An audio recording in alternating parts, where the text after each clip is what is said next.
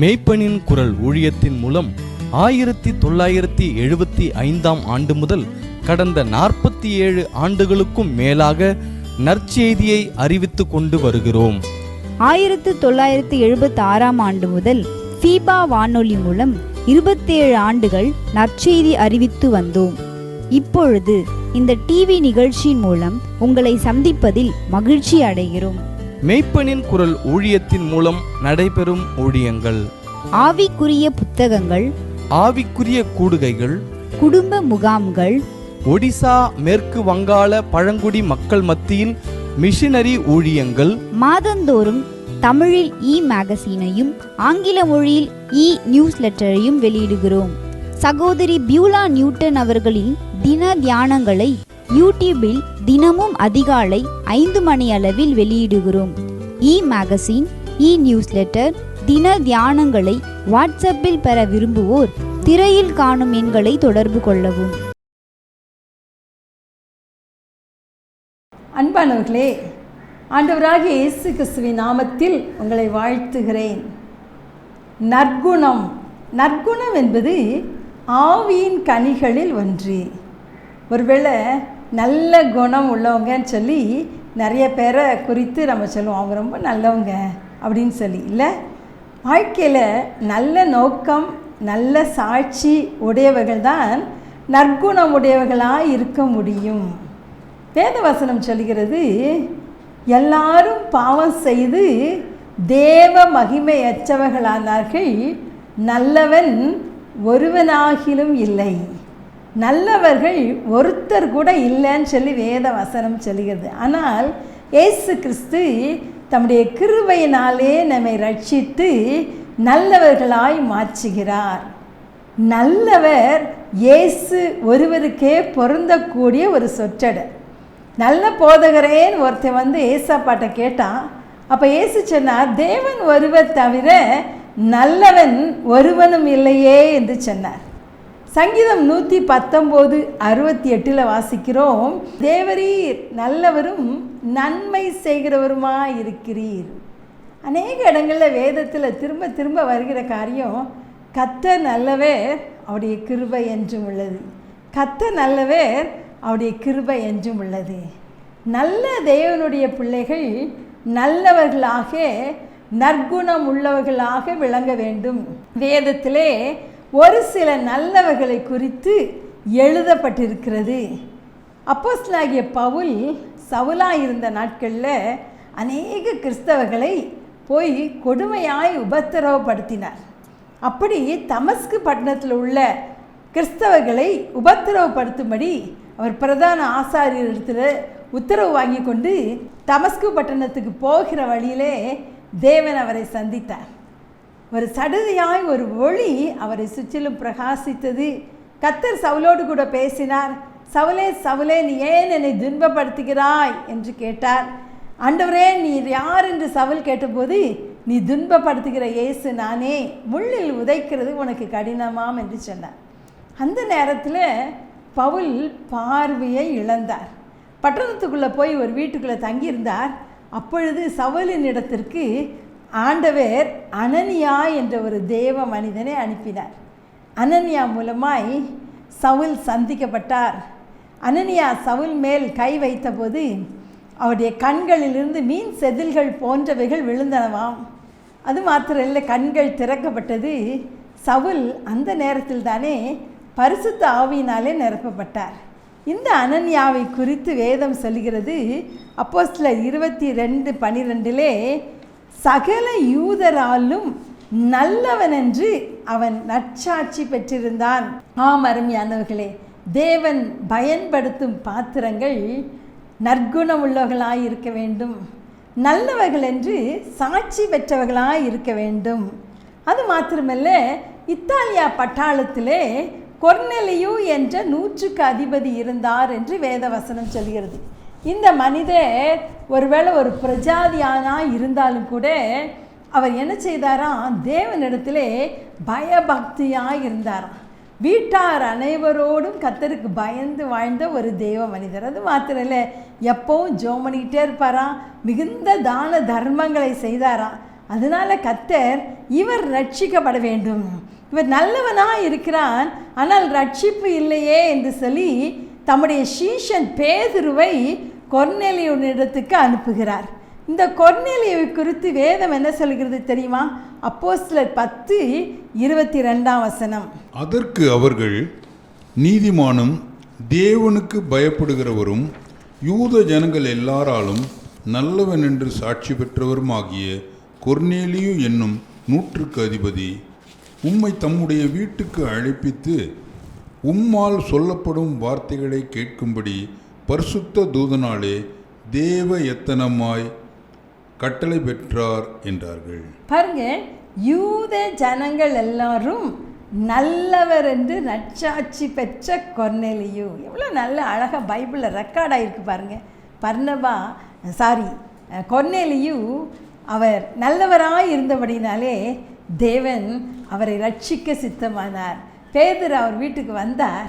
ஆண்டவருடைய வார்த்தைகளை அவர் பேதுரு சொல்லிட்டு இருக்கும்போதே பரிசுத்த ஆவியானவர் அந்த வீட்டில் உள்ள எல்லாரையும் நிரப்பினாராம்.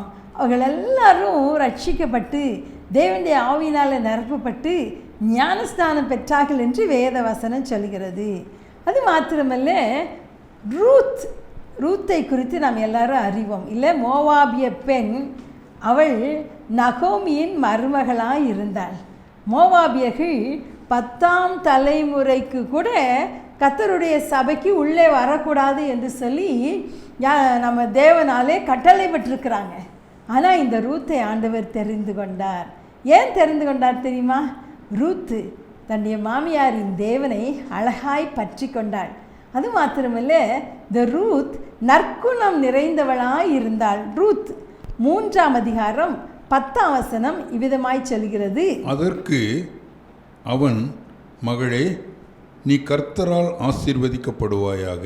நீ தரித்திரரும் ஐஸ்வர்யவான்களுமான வாலிபர்களின் பிறகே போகாததினால் உன் முந்தின நற்குணத்தை பார்க்கிலும் உன் பிந்தின நற்குணம் உத்தமமாயிருக்கிறது.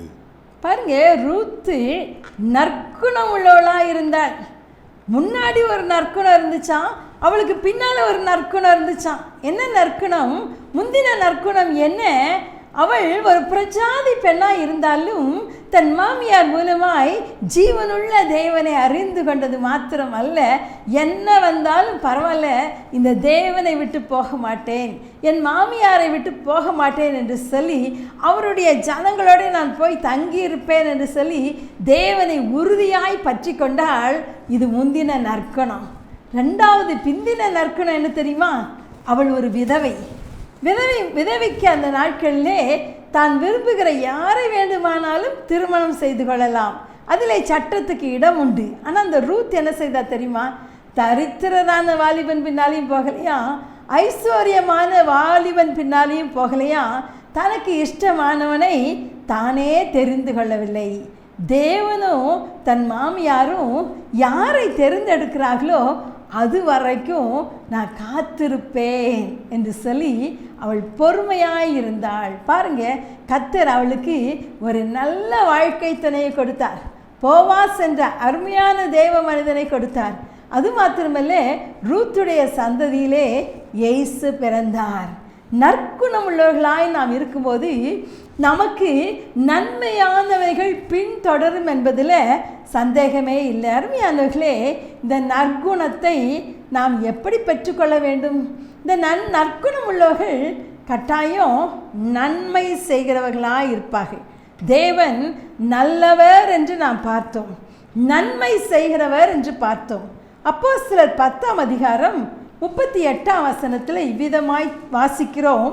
நசரேயனாகிய இயேசுவை தேவன் பரிசுத்த ஆவியினாலும் வல்லமையினாலும் அபிஷேகம் பண்ணினார். தேவன் அவருடனே கூட இருந்தபடியினாலே அவர் நன்மை செய்கிறவராயும் பிசாசின் வல்லமையில் அகப்பட்ட யாவரையும் குணமாக்குகிறவராயும் சுற்றி திரிந்தார்.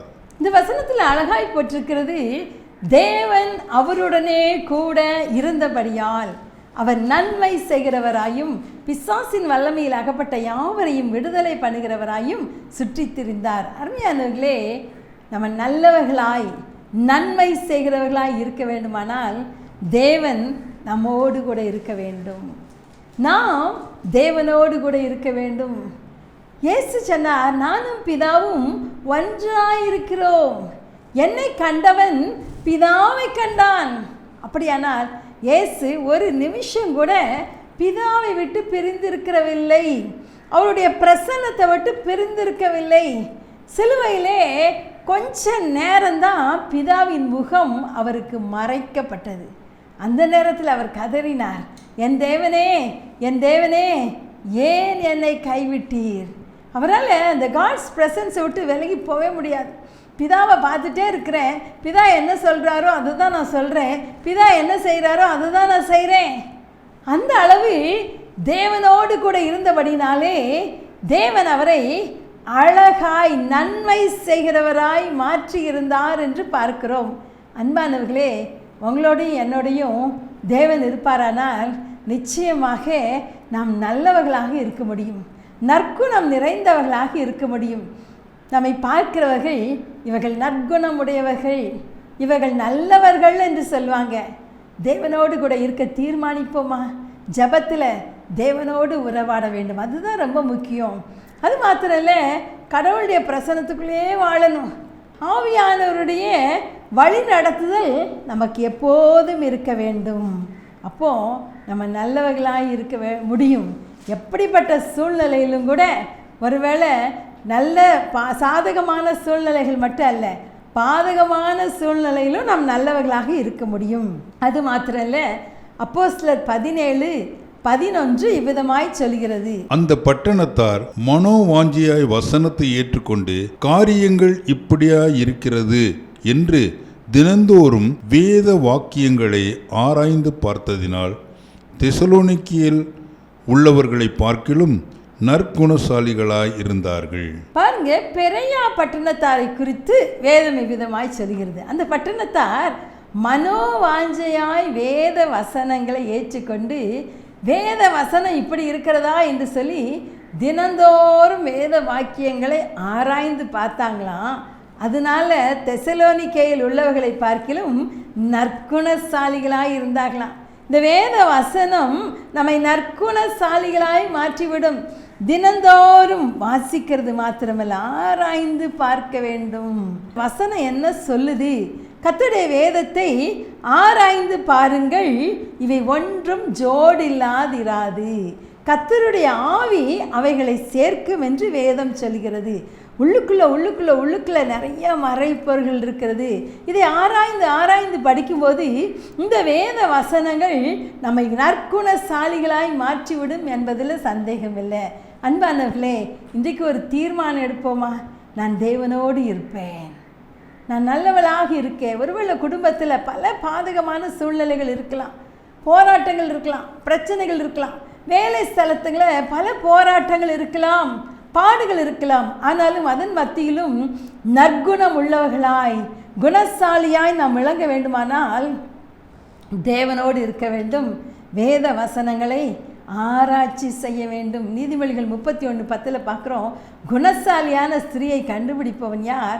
அவளுடைய விலை முத்துக்களை பார்க்கிலும் பெரியது. நற்குணசாலியான பெண்கள் முத்துக்களை விட விலை உயர்ந்தவர்கள். அவர்கள் என்ன செய்வாங்களாம்? சோம்பலின் அப்பத்தை புசிக்க மாட்டாங்க, அதிகாலையில் எழுந்துருவாங்க, வீட்டு காரியங்கள் எப்படி நடக்கிறது என்று கண்ணோக்கமாக இருப்பார்கள். நிறைய காரியம் இருக்குது. அருமையான பெண்களே, நீங்கள் நற்குணசாலிகளாக இருக்க வேணுமானால் தேவனோடு கூட இருங்க. ஆண்டோடைய வார்த்தையை ஆராய்ந்து படியுங்கள். ஜெபிக்கலாமா?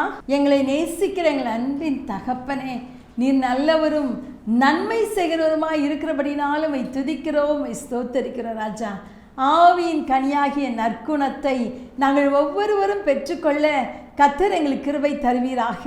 ஒவ்வொரு நாளும் அதற்கு உம்மோடு கூட வாழ, ஒவ்வொரு நிமிடமும் உடைய பிரசனத்திலே நாங்கள் கடந்து செல்ல அப்பா எங்களுக்கு கிருபை செய்யுங்க. அது மட்டுமல்ல ஆண்டவரே, இந்த வேத வார்த்தைகளை ஆண்டவரே, இந்த ஜீவனுள்ள வார்த்தைகளை ஆராய்ந்து படிக்க கர்த்தர் எங்களுக்கு கிருபை தாங்க. ஆண்டவரே, இந்த வேளையிலும் இந்த செய்தியை கண்ணீரோடு கேட்டுக்கொண்டிருக்கிற பிள்ளைகளுக்காக ஜெபிக்கிறேன். வாழ்க்கையின் பிரச்சனைகளிலே, போராட்டங்களிலே சோர்ந்து போயிருக்கிற பிள்ளைகளுக்காக ஜெபிக்கிறேன். இப்பொழுது அவருடைய வாழ்க்கைக்குள்ளே கடந்து வருவீராக. கர்த்தர் அவர்களுடைய தேவையெல்லாம் சந்திப்பீராகப்பா. கண்ணீரை துடைப்பீராக, குடும்பத்தில் சமாதானத்தை கட்டளையிட்டு தருவீராக.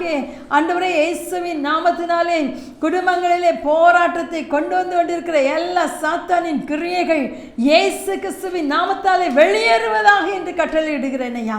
ஆண்டவரே, தேவ சமாதானம் அந்த குடும்பத்தில் உண்டாவதாக. குறிப்பாக கர்த்தாவே, வியாதியோடு இருக்கிற பிள்ளைகளை கர்த்தர் தொடுவீராக.